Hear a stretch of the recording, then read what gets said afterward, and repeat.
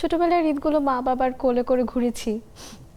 একটা মানে রঙিন রঙিন একটা ব্যাপার ছিল, হয় না? মানে ছোটবেলার বিষয়টা অন্যরকম। মা বাবার কাছে আবদার করেছি, বায়না ধরেছি, ঈদ উপলক্ষে এটা ওটা কিনে দিতে হবে, একটু রান্নার ব্যাপার স্যাপার সেগুলো তো আছে। তো বড় হয়ে যেটা হয়েছে, আমার কাছে মনে হচ্ছে একটা দায়িত্ব বেড়েছে।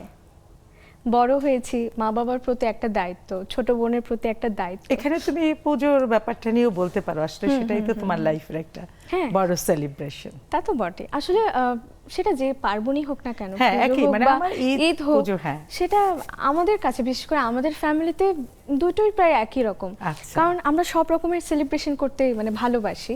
সে যে উৎসবই হোক না কেন, আমাদের বাসায় কিন্তু সেই উৎসব অনুযায়ী রান্না হয়। এই যে যেমন কালকে ঈদ গেল, আমরা কিন্তু চাঁদ রাতের দুই বোন মিলে হাতে মেহেদি তাই তো দিয়েছি দেখতে পাচ্ছি। এবং সেই সাথে বাসায় একটু পোলাও বিরিয়ানি এগুলো তো রান্না হয়। এবং আমার মা ভীষণ ভালো রান্না করেন।